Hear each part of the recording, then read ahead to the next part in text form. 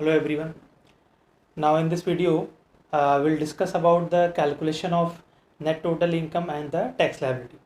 अभी सारा direct tax तो हमने पढ़ लिया है, तो मेन पार्ट ये है कि किसी भी पर्सन की टैक्स लायबिलिटी कैसे कैलकुलेट करें। नाउ फर्स्ट लेक्चर में भी मैंने आपको ये चीज़ बताया था कि कोई भी पर्सन का अगर टैक्स लायबिलिटी फाइंड करना है तो मुझे सबसे पहले टैक्सेबल इनकम फाइंड करनी पड़ेगी। तो वो टाइम मैंने आपको एक छोटा सा फॉर्मूला भी बताया था जो आपको थ्रू आउट टैक्स याद रखना है कि टैक्स में आपको दो चीज़ें मिलेंगी, एक तो इनकम एंड बेनिफिट्स और दूसरा आपको मिलेगा एक्सपेंसेस और इन्वेस्टमेंट। सो हर इनकम और हर बेनिफिट के लिए क्या लर्न करना है हर चैप्टर में कि वो इनकम बेनिफिट टैक्सेबल है या एग्जेम्प्ट है, और हर एक्सपेंस और इन्वेस्टमेंट के लिए क्या लर्न करना है कि उसका रिडक्शन मिलेगा कि नहीं मिलेगा। ठीक, तो इसी नॉलेज का यूज़ करके हमको स्टेटमेंट ऑफ टोटल इनकम बनाना है। तो किसी भी पर्सन का अगर नेट टोटल इनकम और टैक्स लायबिलिटी फाइंड करना है तो हमको क्या बनाना पड़ेगा, स्टेटमेंट ऑफ टोटल इनकम। तो ये फॉर्मेट है। First we have to write the PY AY for which we are preparing the statement of total income and for which we are finding the tax liability, and then name of assessee. Statement of total income, as you know, there are total 5 heads: income from salary, house property, business, capital gain, and income from other sources. Then after adding all 5 we get gross total income minus deduction under section 80 chapter 6 से we get net total income. तो ये अपना पहला part है, how to calculate net total income. और second part है कि इस नेट टोटल इनकम पे टैक्स कितना आएगा। तो ये सेकंड पार्ट इस साइड मैंने लिखा हुआ है, ये सेकंड पार्ट है, ये अपना फर्स्ट पार्ट है।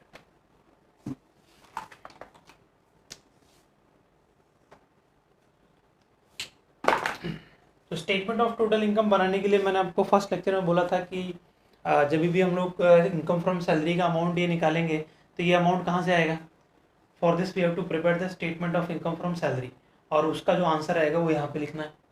And similarly to find all these amounts means ये 5 हेड्स के अमाउंट निकालने के लिए मुझे 5 सेपरेट स्टेटमेंट बनाना पड़ेंगे, और उन स्टेटमेंट का जो आंसर होता है वो हम लोग यहाँ पे लिखते हैं। ठीक है, अब एग्जाम में क्वेश्चन सॉल्व करते टाइम अभी आजकल क्या क्वेश्चन इतने बड़े बड़े नहीं आते। मैक्सिमम फाइनल लेवल पे देखो तो 8 मार्क्स, मैक्सिमम 10 मार्क्स का आएगा, क्योंकि डायरेक्ट टैक्स का पार्ट तो बहुत ही कम है, और एग्जीक्यूटिव में तो MCQ हो गया है, तो वहाँ पे छोटे छोटे क्वेश्चन ही आएंगे। बट क्वेश्चन बड़े भी आ सकते हैं MCQ में, और उसको वो डिवाइड कर देंगे MCQs में कि question number 1 find GTI, question number 2 find NTI, question number 3 what is the total amount of deduction, question number 4 tax liability. तो ऐसा कर करके वो 5 मार्क्स में एक क्वेश्चन को डिवाइड कर देंगे, और वही 5 to 6 मार्क्स वाला क्वेश्चन CS प्रोफेशनल लेवल में भी आ सकता है। तो मेरा बोलने का मतलब ये है कि अभी बड़े क्वेश्चन बहुत ज़्यादा बड़े नहीं आते, तो हमको जब एग्ज़ाम में किसी भी पर्सन का नेट टोटल इनकम फाइंड करना है या टैक्स लायबिलिटी फाइंड करना है, तो ऐसे सेपरेट हेड बनाने की ज़रूरत नहीं पड़ती है।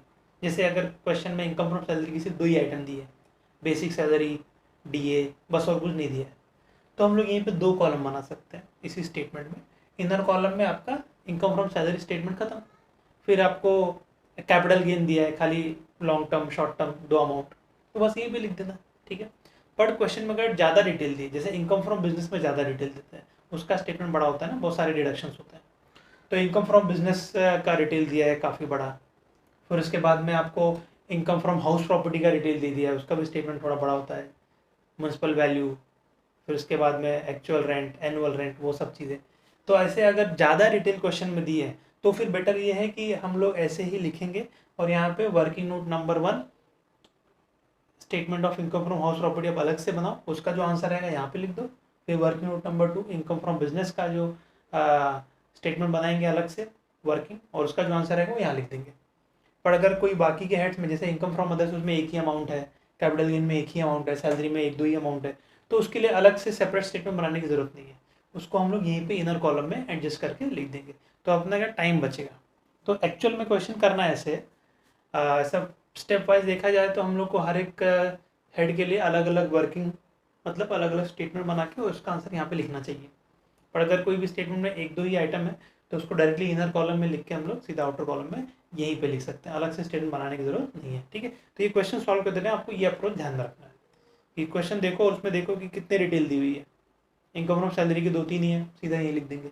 बिजनेस में बहुत ज़्यादा दिया है, 5 6 7 8 आइटम दिए, तो उसका सीधा कुछ भी करने की जरूरत नहीं है, सीधा working note income from business statement अलग से बनाना, उसका जो आंसर रहेगा उसको यहाँ लिखना। ठीक है।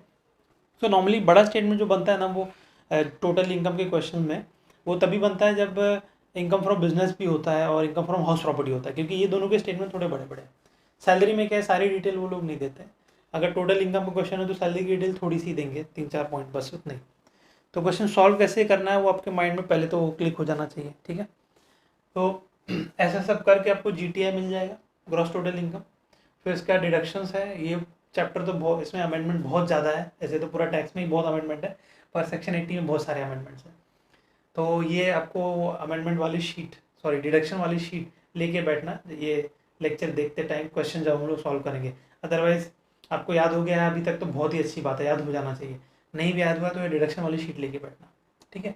बाकी तो 5 हेड्स तो नोट्स आप लेके बैठ सकते हो, वैसे तो अभी तक याद हो जाना चाहिए, तो ये क्वेश्चन आपके समझेंगे। तो ऐसा करके आपको नेट टोटल इनकम मिलेगा। अब टैक्स लायबिलिटी कैसे निकालेंगे, तो ये नेट टोटल इनकम है जो यहाँ पे मुझे मिली थी ये स्टेटमेंट से, इसको इतने सारे पार्ट्स में आपको डिवाइड करना है। ठीक है। पहले कम थे, अभी गवर्नमेंट ने बहुत सारे इनकम्स पे स्पेशल रेट लगा दिए। स्पेशल रेट मतलब होता है फिक्स रेट, उसके ऊपर वो ऐसी इनकम पे कोई डिडक्शन भी नहीं मिलता है, और ऐसी इनकम पे आपको फिक्स टैक्स देना ही है, भले ही आपकी नेट टोटल इनकम कितनी भी कम हो।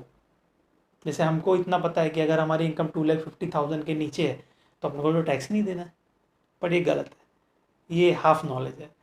अगर आपकी income net total income suppose 1 ही लाख है, पर वो 1 लाख में क्या आ रहा है, लॉन्ग टर्म कैपिटल गेन, आपने कोई लैंड बेचा या प्रॉपर्टी बेची, उस पर आपको लॉन्ग टर्म कैपिटल गेन हुआ 1 लाख का, और बस एक ही इनकम आपके पास, और कोई इनकम नहीं है, तो आप बोलोगे मेरी तो इनकम 1 लाख है, 2,50,000 के नीचे है, तो टैक्स तो लगेगा नहीं। लॉन्ग टर्म कैपिटल गेन पे टैक्स लगता है 20% के रेट से फिक्स। तो आपकी long term capital gain 1 lakh हो, 20,000 हो, 10,000 हो, आपको टैक्स 20% के रेट से देना ही पड़ेगा। ठीक है। तो ये जो मैंने स्पेशल रेट्स लिखे हैं, पहले मैं इसको एक्सप्लेन कर देता हूँ, वैसे पहले भी कर चुका हूँ। पहला वाला है special rate short term capital gain under section 111A। ये आपको पता है कैपिटल गेन चैप्टर में है। Short term capital gain on shares and securities of equity oriented funds. तो अगर ऐसा शेयर सिक्योरिटी आप बेचते हो विद इन 1 ईयर तो उसको शॉर्ट टर्म बोलते हैं, तो उसमें 15% रेट से फिक्स टैक्स लगेगा, भले ही आपका अमाउंट कितना भी हो। ठीक है। वहाँ पे आप वो नहीं बोल सकते कि 250 के नीचे है तो मेरे को एग्जम्प्ट हो जाएगा, ऐसा नहीं है। तो शॉर्ट टर्म कैपिटल गेन हुआ 111A के अंदर, तो 15% से हिसाब से आपको टैक्स लगेगा। तो ये NTI का जो अमाउंट है इसमें से आपको पहले तो ये NTI को डिवाइड करना पड़ेगा। ठीक है। ये क्या लिखा मैंने, ये अमाउंट इधर और ये NTI उसका बाइफिकेशन है। जैसे आपका NTI आया 3 लाख, तो उसमें से कितना STCG 111A का है, सपोज 20,000 इधर, 10,000 इधर, 20 इधर, 30 इधर, 40 इधर, बैलेंस जो बचा वो। ठीक है। ऐसा करना पड़ेगा। तो जो भी NTI आता है उसको आपको इन सारे हेड्स में डिवाइड करना है, स्पेशल रेट्स वाले हेड में। पहला स्पेशल रेट STCG 111A का है जो शेयर्स एंड सिक्योरिटी पे लगता है। दूसरा स्पेशल रेट जो है वो लॉन्ग टर्म कैपिटल गेन का है, ये normal long term capital gain का रेट है अंडर 11112 जो कि 20% है। और long term capital gain 112A जो एक्चुअली इसी का भाई है, शेयर्स एंड सिक्योरिटीज़ अगर आपने सेल किया और उस पर लॉन्ग टर्म कैपिटल गेन होता है तो वहाँ पे रेट 10% है, और शॉर्ट टर्म होता है तो 15% है। ठीक है। बाद में विनिंग्स है, लॉटरी लगी आपको, कौन बनेगा करोड़पति में, गए जीत गए, या कोई भी लग बाय चांस, उसको बोलते हैं विनिंग्स। कार्ड गेम हो, लॉटरी हो, हॉर्स रेस हो, सब जो भी है, आपने बैटिंग लगाई, IPL में बैटिंग लगाई, जीत गए, तो वो सारे इनकम पे 30% फिक्स रेट है। ठीक है। तो इसके बाद में अभी आपको पता है कि ये तीनों आपको कहाँ से मिलेंगे, ये तीनों आपको कैपिटल गेन हेड के अंदर मिलेंगे, ये तीनों जो स्पेशल रेट्स हैं। ठीक है।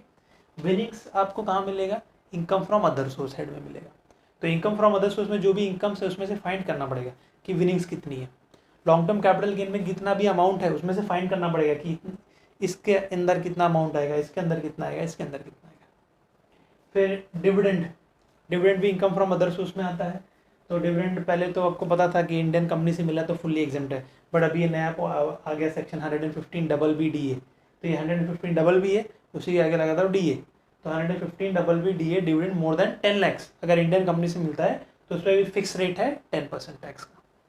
फिर उसके बाद अनएक्सप्लेन्ड मनी, इलीगल मनी, जो गवर्नमेंट ने बोला भाई पैसा लाओ नोटबंदी के पहले, अगर कोई इलीगल इनकम आपके पास है तो गवर्नमेंट को शो कर दो और टैक्स भर दो उसके ऊपर 60%, आपका इनकम वाइट हो जाएगा। तो उस पर 60% फ्लैट टैक्स लगता है। अनएक्सप्लेन्ड इनकम मतलब जिसका कोई भी सोर्स नहीं है, बेसिकली इलीगल इनकम, तो अगर आप वो शो करते हैं तो उस पर 60% टैक्स लगेगा। ठीक है, उसके बाद जो भी बच जाता है वो आता है बैलेंस एनटीआई में, बैलेंस नेट टोटल इनकम। और यहाँ पे वो रूल एप्लीकेबल है स्लैब रेट वाला, अगर इंडिविजुअल है तो अप टू 2,50,000 तक एग्जेम्प्ट, फिर 2 लाख से 2,50,000 से 5 लाख, देन 5 लाख टू 10 लाख, वो स्लैब रेट जो भी है वो सब इस अमाउंट के लिए ही एप्लीकेबल होंगे। कौन से अमाउंट के लिए? बैलेंस वाले।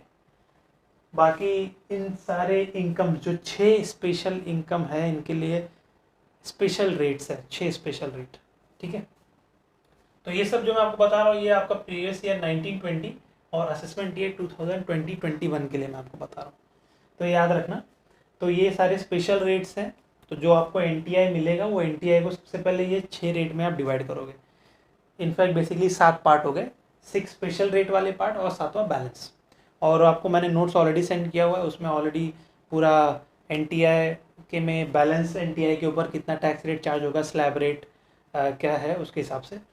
अब एक चीज़ और बता देता हूँ, जो बैलेंस इंडिया है उसके ऊपर टैक्स रेट क्या आएगा वो डिपेंड करता है कि एसएससी कौन से टाइप का है। अगर इंडिविजुअल एसएससी है तो आपको पता है वो नॉर्मल स्लैब रेट यूज़ करते हैं। कंपनी है तो उनके लिए फिक्स्ड इनकम टैक्स का रेट होता है। अभी टर्नओवर के बेसिस पे टैक्स रेट बन गया है कंपनीज़ के लिए भी, तो कंपनीज़ के लिए भी काफ़ी वैरायटी हो गई है टैक्स रेट में। पहले तो एक ही था 30%, फिर पार्टनरशिप फॉर्म में भी एक ही था 30%। तो भी टर्नओवर के बेसिस पे, फिर मैन्युफैक्चरिंग कंपनी है कि नहीं है, फिर make in India startup company है, ऐसा अगर है तो बहुत सारे अलग अलग रेट कंपनीज़ के लिए भी आ गए। तो ये बैलेंस एनटीआई पे जो टैक्स रेट लगता है वो बेसिकली डिपेंड करता है कि एसएससी कौन है। तो इसीलिए एसएससी को ज़रा लाइटली मत लेना। तो एसएससी आपको नाम तो लिखना ही है, साथ में ये भी ध्यान रखना कि वो इंडिविजुअल है, एचयूएफ है, कंपनी है, फर्म है, क्या है, लोकल अथॉरिटी है, क्योंकि उसके बेसिस पे आपका ये बैलेंस एनटीआई पे टैक्स रेट अप्लाई होगा, जिसकी शीट मैं ऑलरेडी आपको फॉरवर्ड कर चुका हूँ। ठीक है, तो वो सारे टैक्स रेट एकदम अच्छे से सिंपल वे में आपको एक्सप्लेन किया है। तो ये सारे टैक्स रेट से मल्टीप्लाई करके फिर आपको मिलेगा ये total basic tax. Basic tax मतलब जिसके ऊपर सरचार्ज, एजुकेशन सेस कुछ भी इफेक्ट नहीं दिया है। तो इन सब को मल्टीप्लाई करके फिर आपको ये मिलेगा बेसिक टोटल टैक्स। अब उसके बाद उसमें सबसे पहले माइनस करोगे रिबेट अंडर सेक्शन 87 है जो नॉर्मली इंडिविजुअल्स के लिए एप्लीकेबल है, और अभी रिबेट का अमाउंट भी बढ़ा दिया उन्होंने ये ईयर के लिए, जहाँ पे एनटीआई जो है नोट में मैंने लिख के दिया ऑलरेडी, 5 लाख तक अगर आपकी एनटीआई होनी चाहिए तो आपको रिबेट मिल जाएगा, either tax rate, tax amount और 12,500 विच एवर इज लेस। तो अभी रिबेट जो है वो 12,500 हो गया फॉर AY 2021 PY 1920। तो अभी रिबेट जो है वो नोट 2 में आपको नोट्स में दिया हुआ है, टैक्स अमाउंट और 12,500 विच एवर इज लेस। तो ये मैंने क्या लिखा है, इफ़ एनी कंडीशंस है, अगर वो कंडीशन सेटिस्फाई होंगी, जो मैं बोला ना नेट टोटल इनकम कितनी होनी चाहिए, 5 लाख तक होनी चाहिए, तो ही उनको ऐसे एसएससी को रिबेट मिलेगा। तो ये इफ़ एनी मतलब अगर है तो ही माइनस करेंगे, फिर आपको एक अमाउंट मिलेगा, फिर उस अमाउंट पे आप ऐड करोगे पहले सरचार्ज। सरचार्ज भी क्या है, इफ़ एनी, हमेशा नहीं आता है, इफ़ एनी। अब सरचार्ज कब आता है, क्या रेट से लगता है सरचार्ज, वो सब आपको मैंने नोट्स में रेट लिख के भेजा हुआ है। वो अलग अलग एसएससी के लिए अलग अलग सरचार्ज है, अलग अलग इनकम के ऊपर। तो ये नोट 3 में आपको ऐड करना है, फिर आपको ये अमाउंट मिलेगा। तो सरचार्ज भी तभी आएगा अगर क्वेश्चन में वो कंडीशन सेटिस्फाई हो रही है तो। फिर उसके बाद लास्ट में हेल्थ एंड एजुकेशन सेस है @4%। क्या लिखा है मैंने, ऑलवेज। तो ये हमेशा ही आपको ऐड करना है 4%। ठीक है, तो ये दोनों जो है ये आ भी सकता है, नहीं भी आ सकता है, बट ये जो हेल्थ एंड एजुकेशन सेस है ये हमेशा ही आएगा 4%। फिर ये अमाउंट ऐड करके फिर फाइनल में आपको मिलेगी टैक्स लायबिलिटी। तो ये टोटल बेसिक टैक्स है, उसमें रिबेट आ भी सकता है, नहीं भी आ सकता, सरचार्ज आ भी सकता है, नहीं भी आ सकता है, बट हेल्थ एंड एजुकेशन से हमेशा आपको ऐड करना है 4%, फिर आपको फाइनल आंसर मिलेगा टैक्स लायबिलिटी इतना आपको गवर्नमेंट को देना है। एक्चुअली इतना भी नहीं देना पड़ता है, अगर TDS आपका पहले से डिडक्ट हुआ है